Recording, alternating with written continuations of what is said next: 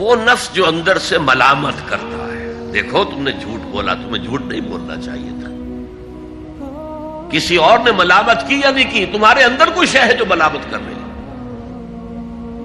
دیکھو تم نے فلاں شخص کا دل توڑ دیا، یہ اچھا کام نہیں کیا. یہ ہے لوامہ جس کی قسم کھائی گئی، لا اقسم بیوم القیامت ولا اقسم بالنفس اللوامہ. یہ نفس لوامہ ہر انسان میں ہے، اور جیسے ہمارے ظاہری وجود کے تقاضے ہیں، بھوک لگتی ہے، پیاس لگتی ہے، اسے کپڑے کی ضرورت ہے موسمی اثرات سے بچاؤ کے لیے، یہ جو مانوی شخصیت ہماری اندر ہے یہ بھی کچھ ڈیمانڈ کرتی ہے. اور انسان اپنے آپ کو مطمئن کرتا ہے، ریشنلائز کرتا ہے، ٹھیک ہے یہ تو خرابیاں ہیں، لیکن میں نے یہ کام بھی تو آخر کیے ہیں نا.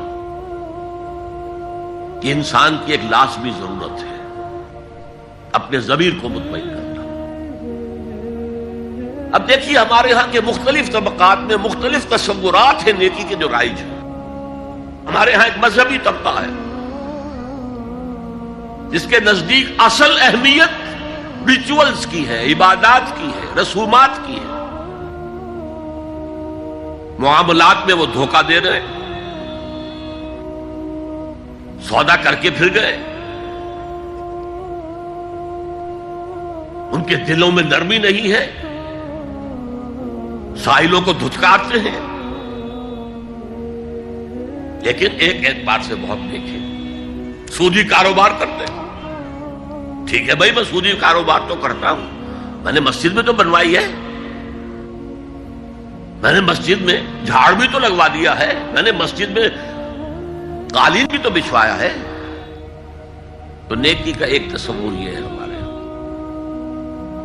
اس کے بالکل برعکس ایک تصور ہے جدید تعلیم یافتہ طبقات کا تصور. آپ نے بارہا سنا ہوگا گفتگو، بھائی اصل نیکی یہ ہے کہ کوئی کسی کو دھوکہ نہ دے، جھوٹ نہ بولے، وعدہ پورا کرے، اپنا فرض صحیح طور سے ادا کرے، کہیں ملازم ہے تو اپنے فرائض صحیح طور سے ادا کرے. باقی رہ گئی نماز روزہ، یہ تو انفرادی باتیں ہیں، یہ کوئی کرتا ہے تو اپنے لیے، نہیں کرتا ہے تو کوئی بات نہیں. یہ دونوں ایک دوسرے کے بالکل برعکس تصورات ہیں.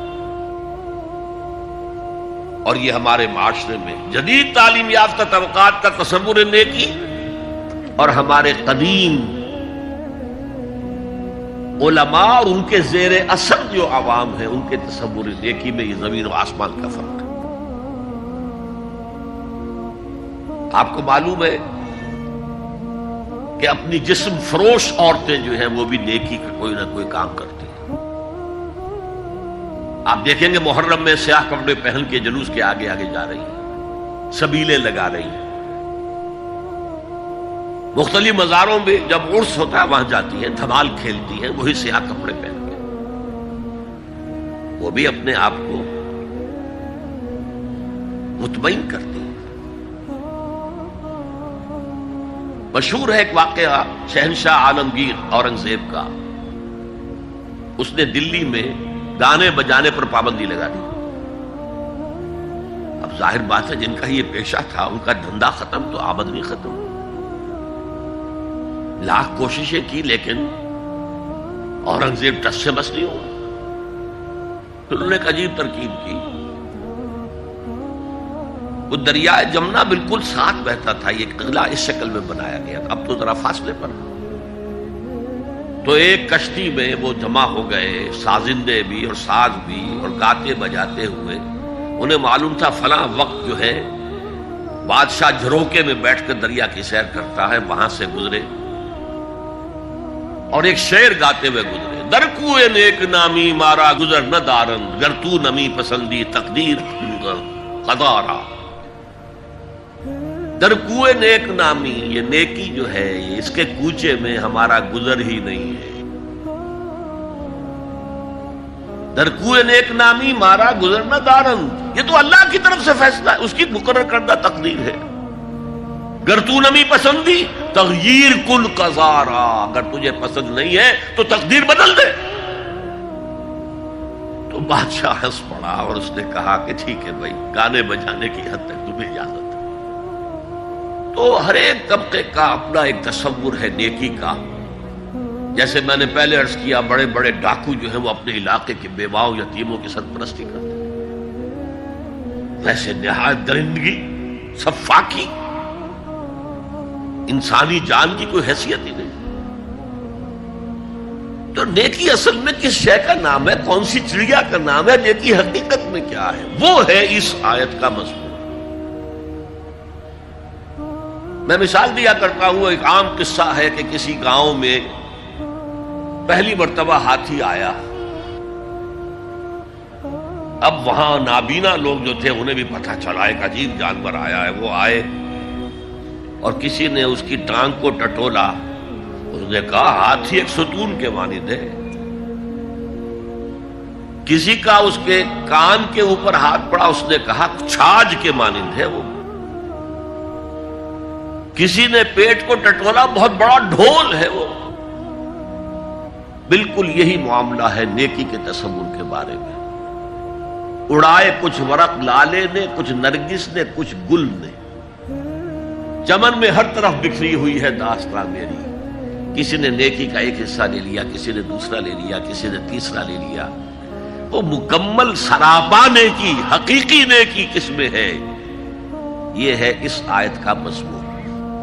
اب چوتھے نمبر پر یہ تمہیدی باتیں جو میں عرض کر رہا ہوں، اس آیت کا پس منظر کیا ہے جسے ہم کہتے ہیں شان نزول؟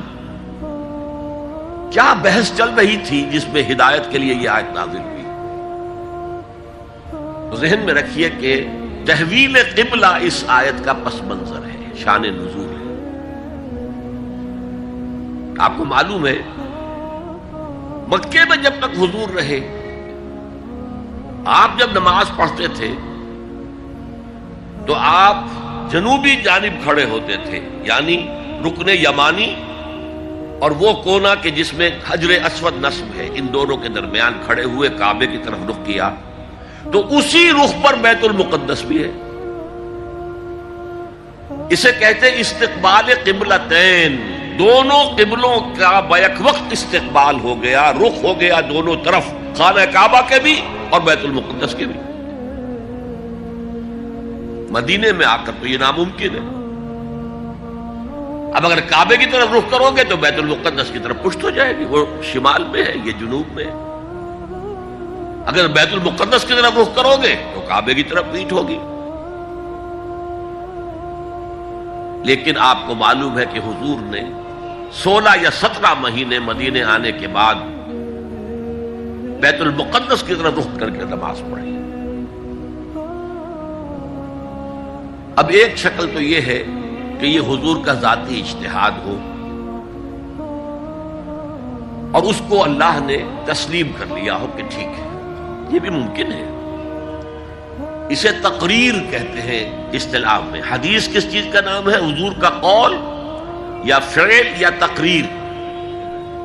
پہلی دونوں چیزیں تو آپ جانتے، قول اور فعل۔ یہ تقریر کیا ہے؟ حضور کے سامنے کوئی کام کیا گیا اور حضور نے نہیں روکا، تو امپلائڈ ہے اس کے اندر کہ یہ کام حرام نہیں ہے، حضور کے سامنے ہوا ہے، آپ نے روکا نہیں ہے۔ تو اگر یہ ذاتی اجتہاد تھا تو تقریر ہو گئی اس کی اللہ کی طرف سے۔ لیکن زیادہ غالب پہلو یہ ہے کہ یہ اللہ کے حکم سے حضور نے کیا،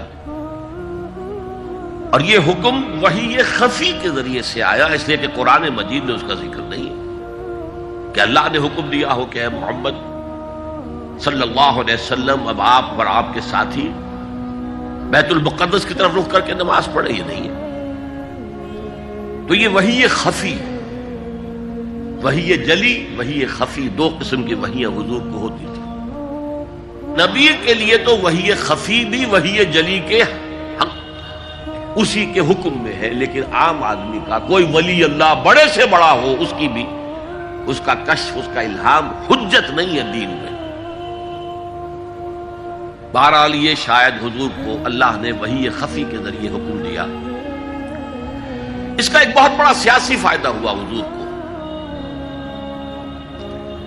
اور وہ یہ کہ مدینے میں آ کر آپ کا واسطہ پڑا یہودیوں سے۔ وہ بہت منظم تھے، تعلیم یافتہ تھے، بہت کلچرڈ تھے، ان کے ہاں فقہا تھے، ان کے ہاں مفتی لوگ موجود تھے۔ اگر فوری طور پر تصادم یہود کے ساتھ ہو جاتا تو حضور کے قدم مدینے میں جمنا آسان نہ ہوتا۔ یہ جب آپ نے بیت المقدس کی طرف رخ کر کے نماز پڑھی تو یہودیوں نے سمجھا چلو کوئی بات نہیں، یہ تو ہمارے کیمپ فالوورز ہیں، ہمارے قبلے کا رخ کر رہے ہیں، لہذا فوری طور پر ان کی طرف سے کوئی مخالفت وہ پیش نہیں آئی، اور اس 16 مہینے میں حضور کو اپنے قدم جمانے کا مدینہ منورہ میں پورا موقع مل گیا۔ بلکہ پہلے 6 مہینے اس میں جو ہے بہت ڈیسائسو ہے، 3 کام آپ نے 6 مہینے میں کیے ہیں تو بالآخر بہت ہی زیادہ فیصلہ کن ثابت ہوا۔ نمبر 1 یہ کہ آپ نے مسجد نبوی کی تعمیر کر لی، اب یہی مرکز ہے، یہی درسگاہ ہے، یہی خانقاہ ہے، یہی پارلیمنٹ ہے، یہی دارالمشاورت ہے، یہیں سے فوجیں تیار کی جا رہی ہیں، یہی وفود آ کر پیش ہو رہے ہیں، بہرحال ایک مرکز مہیا ہو گیا۔ نمبر 2 یہ کہ مہاجرین میں اور انصار میں مواخات، ایک مہاجر ایک Ansari, they were declared brothers، یہ تھی انٹیگریشن آف دی سوسائٹی۔ اور تیسرا کام آپ نے یہ کیا اسی دوران میں جس کا تعلق اس حکمت عملی کے ساتھ بہت گہرا بن جاتا ہے کہ یہود کو جکڑ لیا ایک معاہدے میں، میثاق مدینہ، کہ اگر مدینے پر کوئی باہر سے حملہ آور آیا تو ہم سب مل کر واحد امت کی حیثیت سے مدینے کا دفاع کریں گے۔ جوائنٹ ڈیفنس آف مدینہ کا پیکٹ ہو گیا، اور یہ چیز بھی حضور کی کامیابی میں بہت فیصلہ کن ثابت ہوئی۔ تو اس اعتبار سے یہ تحویل قبلہ جب پھر ہوئی ہے، اور میں نے جو کہا تھا کہ اللہ نے ہی کوئی حکم دیا تھا وحی خفی کے ذریعے، وہ اس سے ثابت ہوتا ہے کہ نہ صرف بہت سے مہاجرین پر یہ بات شاخ گزر رہی تھی، خود حضور پر بھی شاخ گزر رہی تھی کہ میں پیٹھ کیے ہوئے ہوں کعبے کی طرف۔ چنانچہ قرآن مجید میں یہ آیا ہے قد نرا تقلب وجهك في السماء، اے نبی ہم آپ کے چہرے کا، نگاہوں کا آسمان کی طرف اٹھنا بار بار دیکھتے رہے،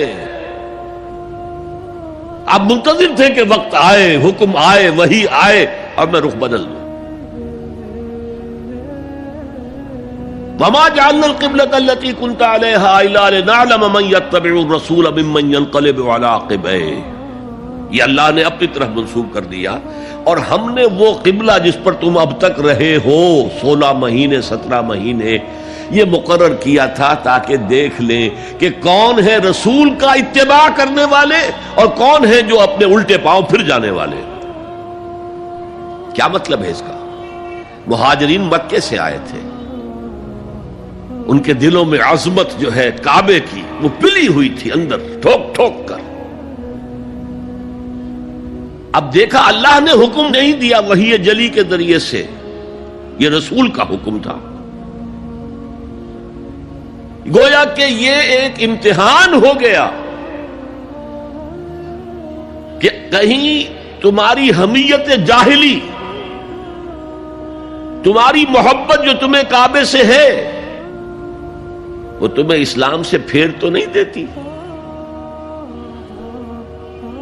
آیا تم رسول کے حکم کو مقدم رکھتے ہو اور اپنی کسی سابقہ حمیت، جسے حمیت جاہلی ہم کہہ دیں گے، اس کو مقدم رکھتے ہو؟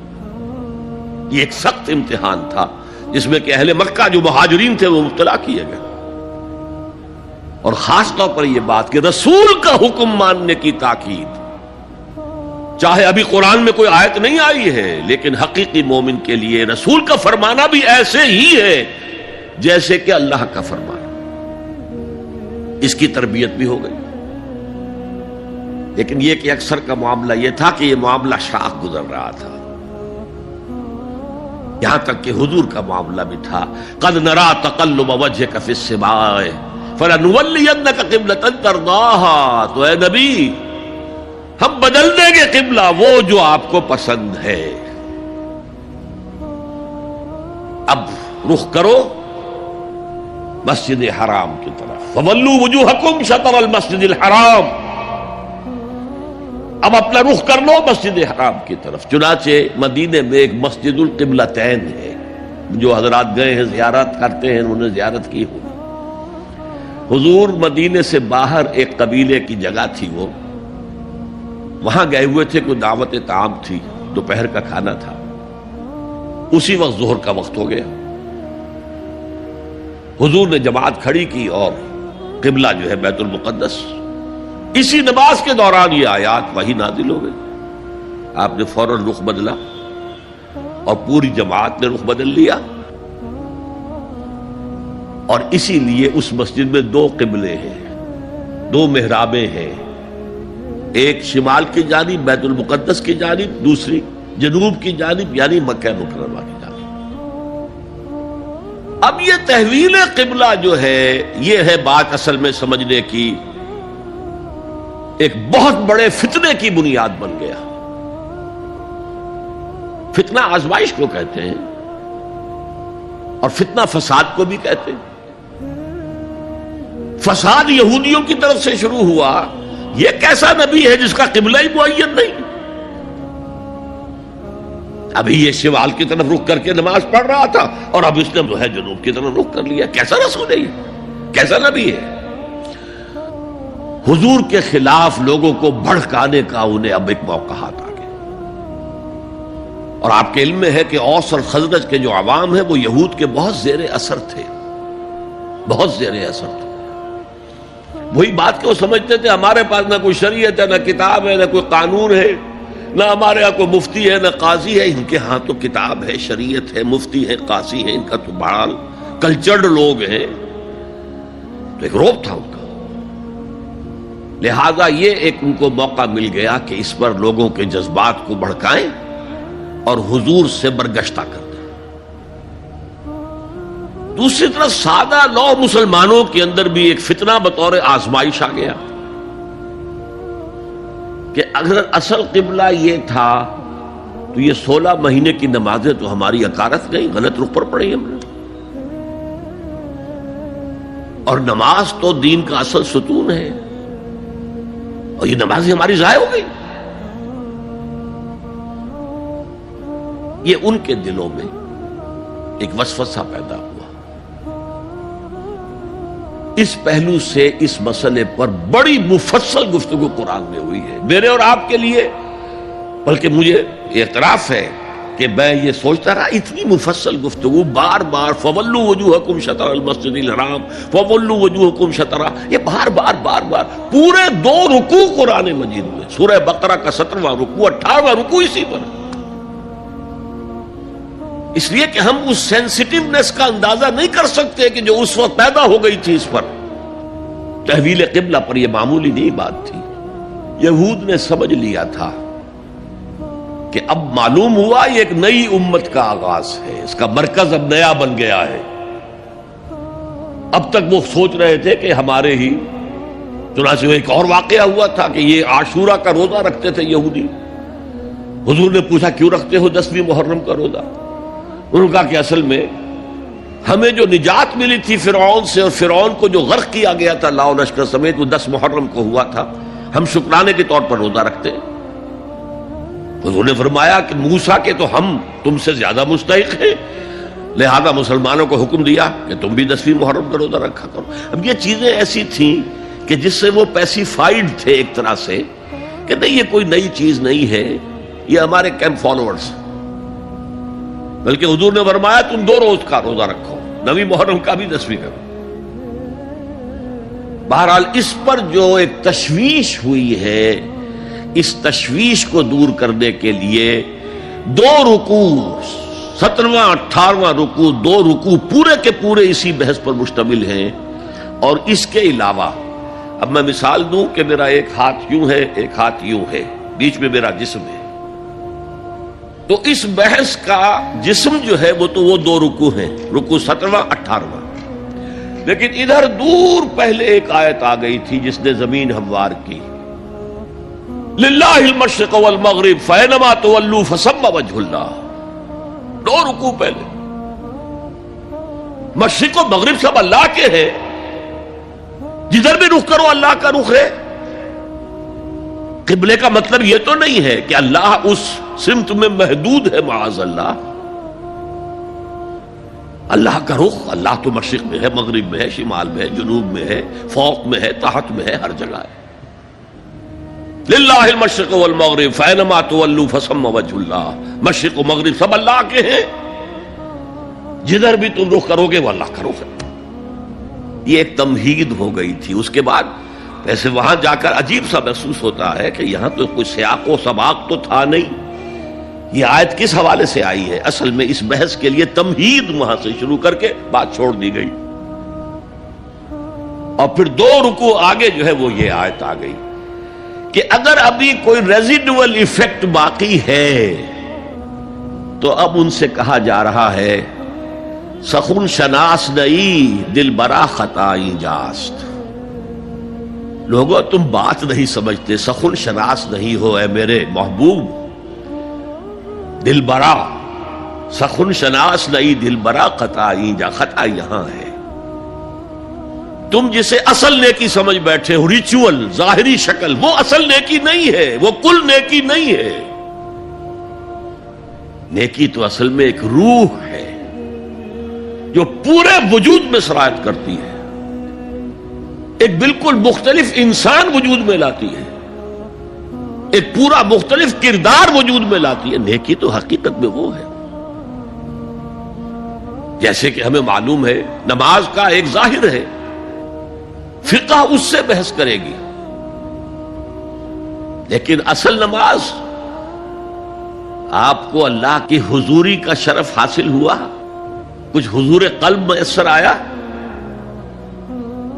کوئی خشوع و خضوع ہوا،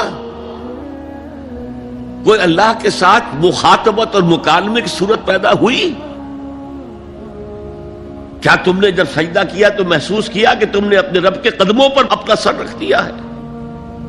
اگر یہ نہیں ہے تو ٹھیک ہے، فقہی نماز ادا ہو گئی، اصل نماز تو ادا نہیں ہوئی، نماز کی روح تو تم نے نہیں پائی۔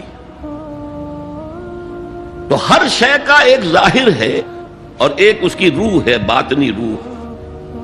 ہم اپنی مجبوری سے ظاہری ہی بات کو دیکھ سکتے ہیں، روح تو ہماری نگاہوں کے سامنے ہے نہیں، جس کا نتیجہ یہ نکلتا ہے کہ صرف ظاہر ہی ظاہر رہ جاتا ہے، روح کی طرف توجہ ہی نہیں ہوتی۔ اور یہی سب سے بڑا الزام، سب سے بڑی تنقید حضرت مسیح کی تھی یہودیوں پر۔ تم مچھر چھانتے ہو اور سموچے اونٹ نکل جاتے ہو۔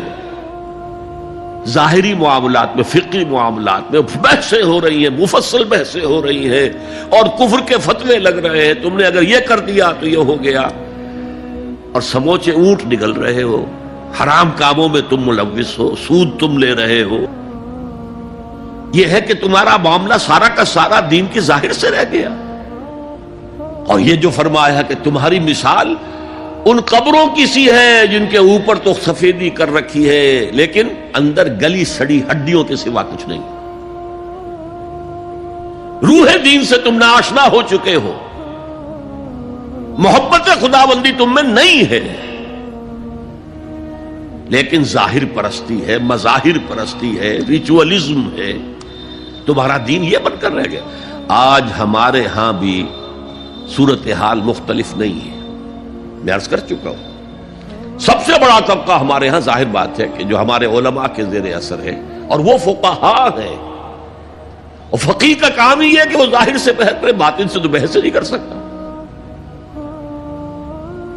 لہذا ریچولز ہی ریچولز رہ گئے ہیں، حقیقی روح ہر شے کی ختم ہو چکی ہے۔ رہ گئی رسم اذاں روح بلالی نہ رہی، اور فلسفہ رہ گیا تلقین غزالی نہ رہی۔ نماز و روزہ و قربانی و حج یہ سب باقی ہے، تو باقی نہیں۔ اب آئیے اس پر غور کیجئے، جو میں نے عرض کیا تھا لیس البر، اب زبر اور پیش میں زمین و آسمان کا فرق ہو جاتا ہے۔ لیس البر ہوتا جیسا کہ ہے سورہ بقرہ میں آگے جا کر، لیس البر ان تاتوا البیوت من ظہورہا، ان کے ہاں یہ قاعدہ تھا یا ایک رواج ہو گیا تھا کہ اگر احرام باندھ کر گھر سے نکل آئے اور اب کسی ضرورت سے گھر جانا پڑا، دروازے سے نہیں داخل ہوں گے، ایک دفعہ احرام باندھ کے نکل آئے، اب کیسے جائیں واپس؟ تو گھر کے پچھواڑے سے دیوار پھلانگ کے جاتے تھے، تو وہاں کہا یہ کوئی نیکی نہیں ہے۔ لیس البر ہوتا تو اس کا مطلب ہوتا سرے سے کوئی نیکی نہیں ہے، یہ تو ہمارا من گھڑت ایک خیال ہے۔ لیس البر یہ خبر ہے جسے مقدم کیا گیا ہے، اور اس کا مفہوم اب ہو گیا حصر کا، کل نیکی یہ نہیں ہے، یعنی نیکی کا ظاہر بھی ضروری ہے۔ یہ نہ سمجھو کہ نماز کا ظاہر کوئی معنی نہیں رکھتا، طہارت حاصل ہوئی ہے یا نہیں ہوئی ہے، وضو صحیح ہوا ہے یا نہیں ہوا ہے، جو پانی استعمال کیا تھا وہ بھی پاک تھا کہ نہیں تھا، یہ ساری چیزیں ضروری ہیں، دین کا ظاہر بھی ضروری ہے۔ یہ نہ نفی کیجئے کہ ان فقہا کا کیا ہے، ظاہر ہی کو لیتے ہیں۔ ہمارے ہاں بعض جو ہے انتہا پسند جو ہے، جو ملنگ ٹائپ صوفی ہوتے ہیں، ایک تو حقیقی کوئی صوفی ہو، ایک ملنگ وہ ان تمام چیزوں کو چھوڑ بیٹھتے ہیں۔ جیسے میں نے آپ کو شعر سنایا تھا اور اختلاف بھی کیا تھا، مولانا روم نے کچھ زیادتی کی ہے، سختی کی ہے، انداز بیان اچھا نہیں ہے کہ ماز قرآن مغزہ برداشتیم استخاں پیش سگاں انداختیم، ہم نے قرآن سے اس کا اصل مغز جو ہے وہ کشید کر لیا ہے، ہڈی کا گودا ہم نے کھینچ لیا، اب ہڈی خالی ہمیں پھینک دی ہے۔ یہ ہمارے صوفیہ میں سے بعض کا طرز عمل رہا ہے جو غلط ہے۔ نہیں، ظاہر بھی اہم ہے، ظاہر بھی نیکی ہے۔ صلو کما رأیتمونی اصلی، نماز پڑھو اسی طرح جیسے مجھے دیکھتے ہو کہ میں نماز پڑھتا ہوں، ظاہر بھی کنفرم کرنا چاہیے اس کے ساتھ، لیکن اصل شے نماز میں توجہ ہے، انابت ہے، خشوع ہے، خضوع ہے، حضور قلب ہے۔ لہذا یہاں ترجمہ ہوگا کل نیکی یہی نہیں ہے کہ تم اپنے چہرے مشرق اور مغرب کی طرف کر لو، یہ تو ظاہر ہے۔ اور اس میں مجھے غالب کا شعر یاد آ رہا ہے، قبلے کو اہل نظر قبلہ نما کہتے ہیں، ہے پرے سرحد ادراک سے اپنا مسجود، جسے ہم سجدہ کر رہے ہیں وہ تو ہمارے ادراک اور شعور اور وہم اور خیال اور تصور اور تخیل سے وراء الورا وراء الورا وراء الورا ہے، پرے سرحد ادراک سے اپنا مسجود، قبلے کو اہل نظر قبلہ نما کہتے ہیں، یہ کعبہ تو قبلہ نما ہے۔ بہرحال اب اس کی نفی کرتے ہوئے، جزوی نفی، کلی نفی نہیں ہے، لیس البر کل نیکی یہ نہیں ہے کہ تم اپنے چہرے مشرق اور مغرب کی طرف کر لو، ولکن البر، بلکہ نیکی اس کی ہے، یہاں پر بھی اب لفظ محذوف ہے، ولکن البر بر من آمن باللہ والیوم الآخر، نیکی تو حقیقت میں اس کی ہے۔ اس میں آگے بڑھنے سے پہلے مجھے یاد آیا کہ میں بر کے مفہوم پر بھی کچھ گفتگو کر لوں۔ بر کسے کہتے ہیں؟ بہت عمدہ باتیں جو ہے پہلے کہی ہیں۔ بر اور بر یہ دونوں مادہ تو ایک ہی ہے، بحر و بر۔ جب تک انسان سمندر میں رہتا ہے، آج کا تو خیر تصور نہ کیجئے، پہاڑوں جیسے جو ہے پہاڑ سمندر میں چل رہے ہوتے، عام حالات میں کوئی اس کے ادھر ادھر جو ہے کوئی ہچکولے محسوس نہیں ہوتے، لیکن پرانے زمانے کے سمندر کا تصور کیجئے تو ہر وقت وہ ہے آدمی غیر مطمئن ہوتا تھا، اسی وقت کچھ ہو سکتا ہے، ہچکولا آ رہا ہے، ادھر سے آ رہا ہے، ادھر سے آ رہا ہے، تو دل میں ایک خوف سا رہتا تھا، ایک بے چینی سی رہتی تھی، عدم تحفظ کا ایک احساس رہتا تھا۔ بر پر، خشکی پر آتے ہی اطمینان ہو گئے۔ تو یہ اصل میں انسان کے باطنی اطمینان کے لیے، جو ابھی آپ نے فرمایا کہ نیکی وہ ہے کہ جس کو کر کے تمہیں خوشی حاصل ہو۔ اور فتویٰ اپنے دل سے لے لیا کرو. ما حاک فی صدرک، جو کچھ تمہارے سینے کے اندر جو کچھ جس سے خدبد ہو جائے، جس سے بے چینی ہو جائے، وہ اسم ہے، وہ گناہ ہے. الاسم ما حاک فی صدرک وکرہت ان یطلع علیہ، اور گناہ وہ ہے کہ جس کے بارے میں تمہیں یہ پسند نہ ہو کہ لوگوں کو اس کی اطلاع ہو، وہ گناہ ہے. اس میں بھی مجھے جیسے انگریزی کی ایک نظم کا سٹینزا جو ہے یاد آیا تھا. Art is long and time is fleeting, دوڑا جا رہا ہے یہ وقت. And our hearts though stout and brave still like muffled drums are beating funeral marches to the grave. اپنے دل کی ہر بیٹ کے ساتھ ہم اپنی قبر سے قریب سے قریب تر، قریب سے قریب تر ہوتے جا رہے ہیں. اسی طرح کی ایک نظم ہے، بڑی پیاری نظم ہے. Charities that soothe and heal and bless are scattered over the feet of men like flowers. وہ بھلائیاں، وہ نیکیاں، وہ خدمت خلق، charities which soothe and bless and heals، دل کے اوپر مرہم سا رکھا جاتا ہے نیک کام کر کے. دل کو خوشی ہوتی ہے نیک کام کر کے. Charities that soothe and heal and bless are scattered over the feet of man like flowers. یہ تو ان پھولوں کے مانند ہے جو انسان کے قدموں میں پڑے ہوئے ہیں، جس کو چاہے اٹھا لے، جو چاہے اٹھا لے. No mystery is here, no special boon for the high and not for the low. The smoke ascends as high from the hearth of a humble cottage as from that of a haughty palace. دھواں اٹھتا ہے تو ایک کٹیا میں جو چورا جل رہا ہے اس سے بھی اٹھے گا تو جائے گا اوپر، اور محل کا کوئی بہت بڑا کچن ہے تو اس سے بھی اٹھے گا تو اوپر جائے گا. لہذا یہ غریب اور امیر کا فرق نہیں ہے، ہر شخص اس نیکی میں سے حصہ لے سکتا ہے. تمہارے پاس ایک روٹی تھی، تم نے آدھی دے دی کسی مانگنے والے کو، تمہارا حصہ ہو گیا، بہت بڑا حصہ ہو گیا. اور کسی بڑے امیر آدمی نے 150 جو ہے مسکین کو کھانا کھلا دیا، وہ اس کے قریب بھی نہیں آ سکے گا اجر و ثواب کے اعتبار سے اس شخص کے کہ جس کے پاس ایک ہی روٹی تھی اور اس نے آدھی دے دی. تو بر جو ہے حقیقت میں لیس البر ان تولوا وجوهکم قبل المشرق والمغرب ولکن البر من آمن باللہ والیوم الآخر والملائکۃ والکتاب والنبیین.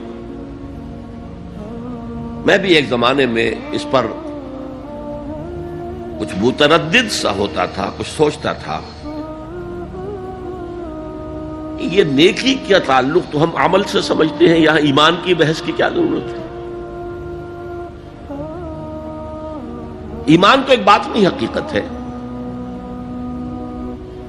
نیکی جو ہے وہ ایک ظاہری خارجی حقیقت ہے. لیکن پھر سمجھ میں آیا کہ اصل نیکی وہ نیت ہے جس کے ساتھ وہ کام کیا جا رہا ہے. اگر خیرات بانٹی جا رہی ہے، جھگیوں میں جا کر میلے کچیلے بچوں کو گود میں لے کر اپنی سفید اشکروں کو بھی خراب کیا جا رہا ہے، اور معلوم ہے کہ یہ اس لیے کر رہا ہے کہ آئندہ الیکشن میں کھڑا ہونا ہے، تو کوئی ہے جو کہے گا کہ یہ نیکی ہو رہی ہے؟ کام تو بظاہر بڑی نیکی کا کام ہے. نیکی کے لیے شرط اول اللہ پر ایمان ہے، اس کی موٹیویشن لو آف گاڈ. اس کے سوا اگر کوئی اور موٹیو ہے، اگر دنیا میں شہرت چاہیے، اگر اس نیکی کے ذریعے سے بھی مال کمانے کا معاملہ ہے، دھندا ہے، نیکی کے پردے میں دھندا ہو رہا ہے، وہ نیکی نہیں ہے، چاہے ظاہری اعتبار سے وہ بہت بڑی نیکی ہو. تو سب سے پہلا مسئلہ نیت کا ہے، نیت کا ہے، نیت کا ہے. کس ارادے کے تحت یہ نیکی کی جا رہی ہے، کیا مقصود ہے، کیا مطلوب ہے. چنانچہ نوٹ کیجئے اکثر محدثین نے اپنے جو مجموعے مرتب کیے احادیث کے، ان میں پہلی آیت کون سی، پہلی حدیث کون سی لاتے ہیں؟ حضرت عمر رضی اللہ تعالیٰ عنہ سے روایت ہے، انما الاعمال بالنیات، نیکیوں کا، نیک اعمال کا دار و مدار نیتوں پر ہے۔ وانما لکل امرئ ما نویٰ، ہر شخص کو وہی کچھ ملے گا جس کی اس نے نیت کی ہوگی۔ فمن كانت ہجرته الى اللہ ورسولہ فہجرته الى اللہ ورسولہ، جو کوئی ہجرت کر رہا ہے، مکے میں گھر بار چھوڑ کر جا رہا ہے، اپنے وطن کو ترک کر کے جا رہا ہے مدینے کی طرف، صرف اللہ اور رسول کے لیے، اس کی ہجرت اللہ اور اس کے رسول کے لیے۔ ومن كانت ہجرته للدنیا يصيبها، اور اگر اس شخص کی ہجرت دنیا کے لیے ہے کہ اس کو حاصل کر لے، مثلا میں دیتا ہوں مثال، ایک مسلمان تھا، اس کا کوئی کاروبار تھا، اس کے خریدار مسلمان ہی تھے، وہ جا رہے ہیں، اب کیا کرے گا؟ مشرکوں نے سو تو اس کا سامان نہیں لینا، اب وہ بھی چلے جا رہے ہیں۔ یہ اللہ کو معلوم ہے کہ اس کے ہجرت کا اصل سبب کیا ہے، ہم نہیں طے کر سکتے، لیکن اللہ کے ہاں جو کھاتا کھلا ہوا ہے، اس کی یہ ہجرت جو ہے اللہ اور اس کے رسول کے لیے شمار نہیں ہوگی۔ وَمَنْ كَانَتْ هِجْرَتُهُ لِدُنْيَا يُصِيبَهَا أَوْ امْرَأَةٍ يَنكِحُهَا، یا کسی عورت کے لیے ہو کہ اس سے نکاح کرے، کسی خاتون سے وہ شادی کا خواہشمند تھا، وہ خاتون ہجرت کر کے مدینے چلی گئیں، اب یہ بھی باندھے کچے دھاگے سے بندھے ہوئے چلے جا رہے ہیں، تو یہ تو در حقیقت اس عورت کے کھاتے میں ہجرت جائے گی، اللہ اور اس کے رسول کی ہجرت میں نہیں۔ تو اصل شے یہ ہے، نیکی کا وہ کام جس کا ظاہر بھی نیکی کا ہو اور باطن بھی ہو، کہ موٹیویشن صرف اللہ کی رضا ہو، اللہ کی محبت اور اللہ کی رضا کا حصول، یہ ہے پازیٹو موٹیو۔ ایک نیگیٹو سائیڈ بھی ہے، سب لوگ ذہنی اعتبار سے اتنے بلند نہیں ہوتے کہ اللہ کی محبت وہی اصل محرک بن جائے۔ یہی وجہ ہے کہ حضور نے اس کو صلی اللہ علیہ وسلم کمال ایمان سے تعبیر کیا ہے، من احب للہ وابغض للہ وعطى للہ ومنع للہ فقد استکمل الایمان، جس نے کسی سے محبت کی تو اللہ کے لیے کی،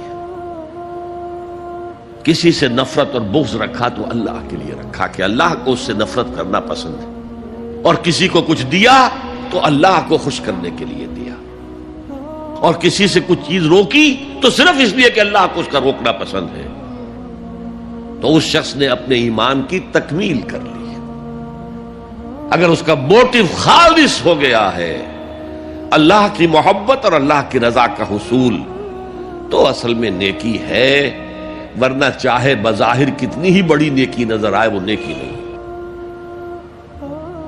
لیکن جو لوگ اس حد تک نہ پہنچ پائے ہوں، استکمال ایمان تک، تکمیل ایمان تک، تو ان کے لیے ایک اور موٹیو بھی ہے، والیوم الآخر، قیامت کا دن، جزا و سزا کا یقین، اللہ کا خوف، آخرت کے محاسبے کا خوف۔ خوف بھی ایک بہت بڑا موٹیو ہے، بہت بڑی موٹیویٹنگ فورس ہے۔ اب میں یوں کہوں گا کہ اگر کسی عمل کا محرک ہے صرف اللہ کی محبت، اس کی رضا کا حصول اور آخرت کی نجات، تو وہ نیکی ہے۔ اگر یہ نہیں ہے، کوئی وطن پرست ہے، وطن کی محبت کی وجہ سے کوئی نیک کام کر رہا ہے، اس کا وہ کام وطن پرستی کے کھاتے میں جائے گا، خدا پرستی کے کھاتے میں نہیں جائے گا۔ کوئی قوم پرست ہے، اپنے قوم کی محبت میں کچھ کر رہا ہے، تو اس کا وہ نیک کام قوم پرستی کے کھاتے میں جمع ہوگا، خدا کی پرستش کے لیے نہیں۔ یہ ہے موٹیو کا فرق، اور یہ ہے موٹیو کی اہمیت، اور اس کا تعلق ہے ایمان باللہ اور ایمان بالآخرہ سے۔ ایک حدیث میں حضور نے فرمایا کہ قیامت کے دن سب سے پہلے 3 اشخاص کا معاملہ پیش ہوگا. ایک وہ تھا کہ جو اللہ کی راہ میں جنگ کرتا ہوا مارا گیا تھا، دنیا میں شہید سمجھا جا رہا تھا. ایک وہ تھا جسے اللہ نے علم بہت دیا تھا اور اس نے علم کو پھیلایا خوب پھیلایا. اور ایک وہ جس کے پاس جس کو اللہ نے بہت دولت دی تھی اور اس نے دولت جو ہے نیکی کے کاموں میں، بھلائی کے کاموں میں، غربا، یتاما، مساکین کے لیے خرچ کیا.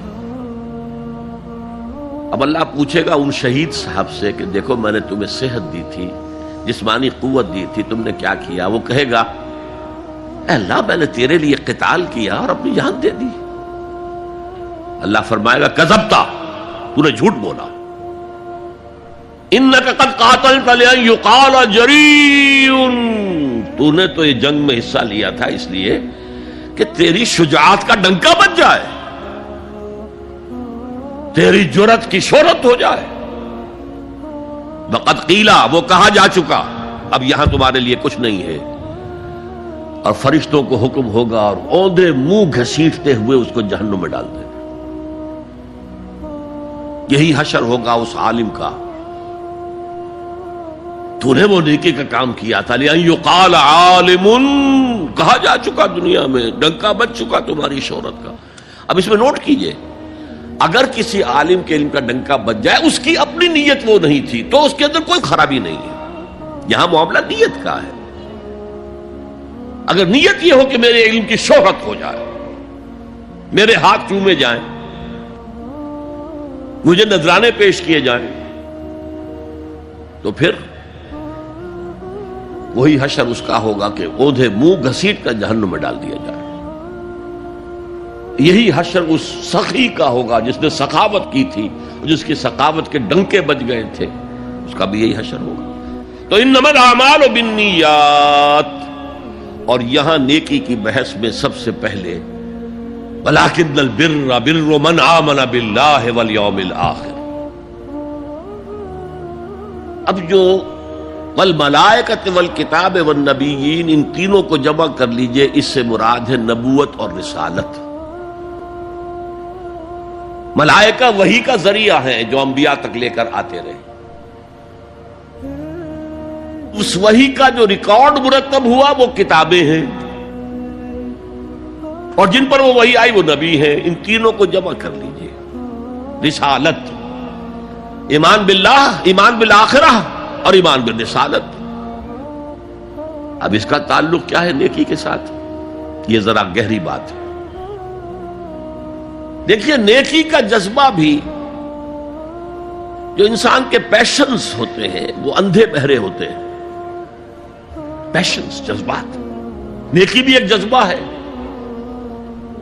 کبھی یہ جذبہ حد اعتدال سے تجاوز کر کے بدی بنا دیتا ہے. جیسے رہبانیت،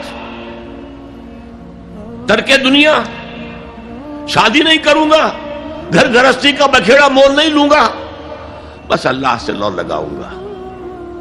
ظاہر بات ہے جس نے بھی فیصلہ کیا نیکی کے جذبے کے تحت کیا نا، لیکن اس کا جو نتیجہ نکلا اکثر و بیشتر پھر حرام کاری ہوئی.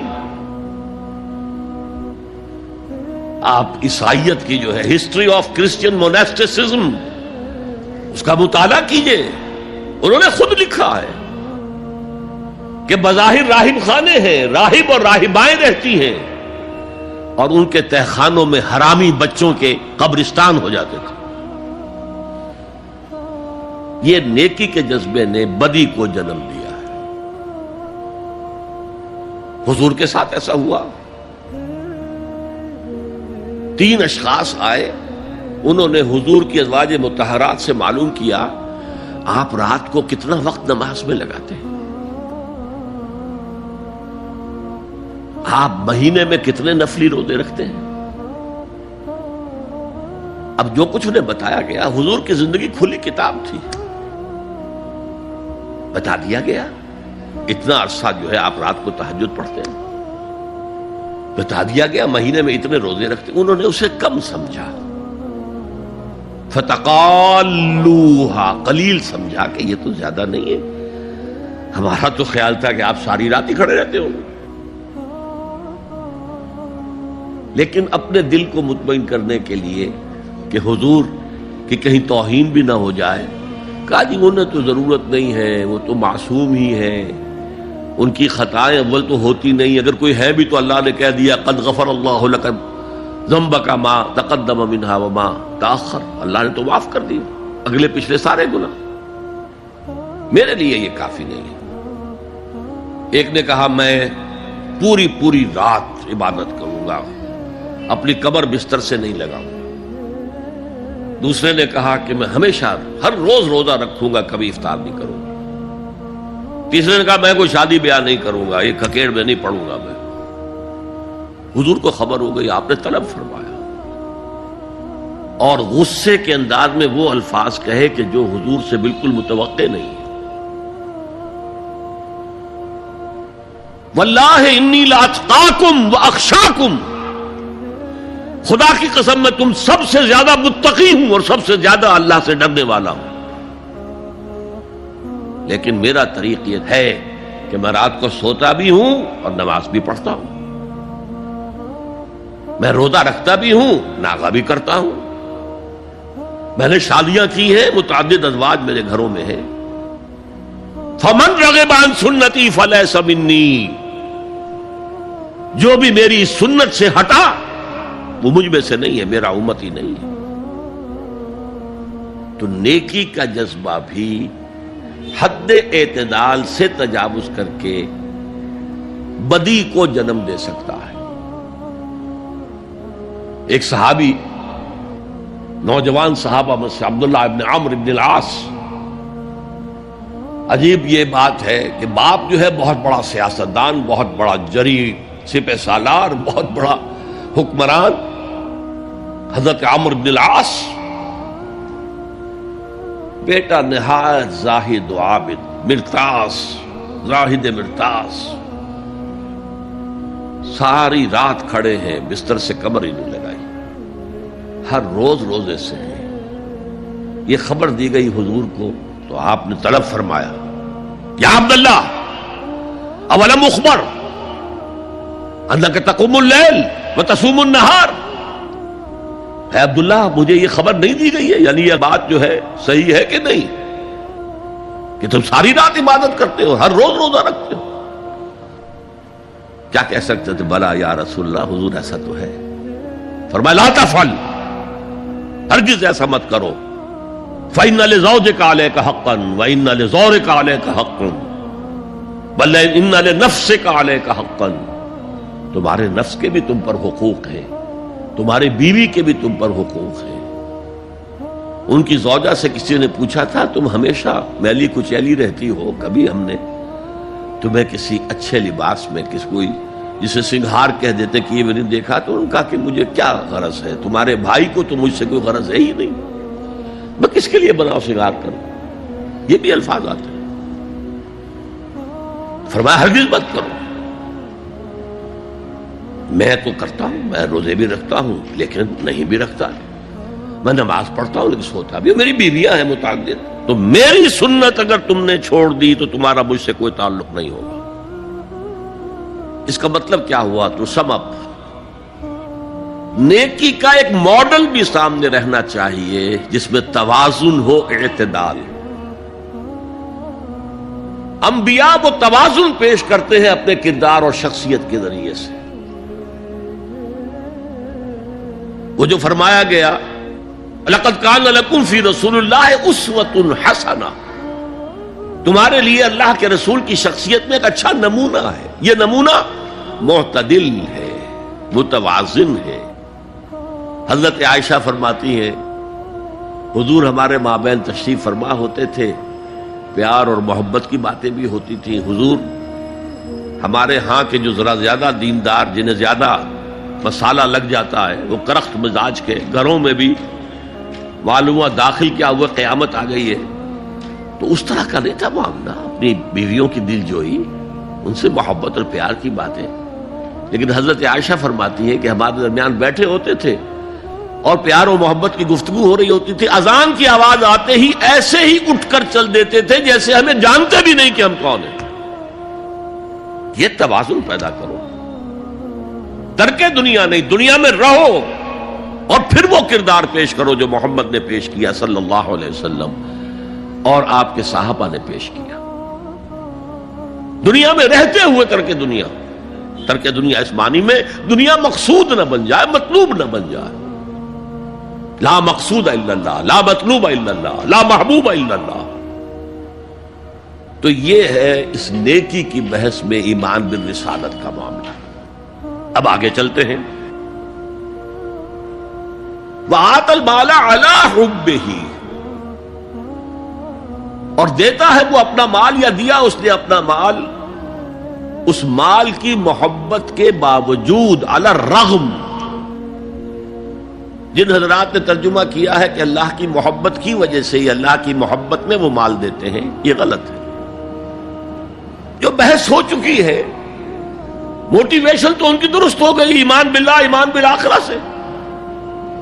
اب آگے اس کے تکرار کی ضرورت نہیں ہے. اور عربی میں کسی کی محبت میں کوئی شے آئے تو فی یا لام آئے گا. علی آتا ہے مخالفت کے لیے، علی الرغم. مال محبوب ہے، کس کو نہیں ہے؟ زین للناس حب الشہوات من النساء والبنین والقناطر المقنطرۃ من الذهب والفضة والخیل المسومۃ والانعام والحرث. انسان کی سرشت کو اللہ سے زیادہ جاننے والا کون ہے؟ وہ فرما رہا ہے، سورہ آل عمران کی آیت ہے، مزین کر دی گئی ہے انسانوں کے لیے محبت بیویوں کی، بیٹوں کی، اور ڈھیروں مال کی، سونے کی اور چاندی کی، اور گھوڑے وہ کہ جو پیڈگری والے ہوں اور جو بہت اعلیٰ نسل کے ہوں، خیل المسومہ، نشان زدہ گھوڑے، اور مال ہو، بھیڑیں بکریوں کو گلے کے گلے ہوں، اور گائے اور بیل ہوں، اور یہ ساری چیزیں محبوب ہیں. اس محبت کے خلاف عمل کرتے ہوئے مال خرچ کرنا تبھی تو مجاہدہ ہے. تو جیسے اردو میں ہم علی الرغم کہتے ہیں، علی الرغم، باوجود اس کی محبت کے وہ خرچ کرتے ہیں. اب یہاں جو اصل نوٹ کرنے کا نقطہ ہے وہ کیا ہے؟ دیکھیے، اسلام کا جو نظام ہے دنیاوی، اس میں ایمان کے بعد پہلی شے نماز ہے.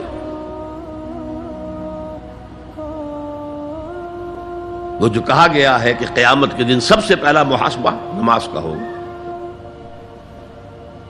اور جب ہماری مسجدوں کے اندر لکھے ہوتے تھے فارسی کے اشعار، روز محشر کے جان گداز بود، اولی پرسش نماز بود،